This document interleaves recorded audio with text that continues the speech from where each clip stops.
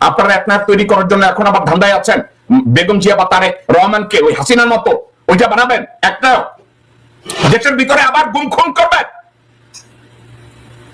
আপনাদেরকে কি বলবো, এখন একটা সমাধান আছে, একটা সমাধান আছে মির্জা ফখরুল, একটা সমাধান আছে সালাউদ্দিন, একটা সমাধান আছে। আমি সমাধানের কথা বলি।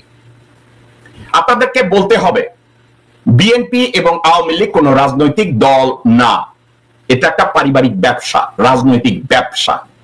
এখন রাজনৈতিক ব্যবসা যখন ক্ষমতায় আসবে, ওই রাজনৈতিক দলের যে মালিক তারা সিদ্ধান্ত নিবে। এখানে দেশের কনস্টিটিউশন কাজ করবে না, এখানে কে কি ফর্মুলা দেবে ওটাই কাজ করবে না, কোন রিফর্ম কাজ করবে না, কারণ এটার মালিক তো পরিবার। আপনারা দুইজনে এত গ্যাং গ্যাং এগুলা না করে এটা বলেন যে আমরা পারিবারিক রাজনৈতিক দল করি।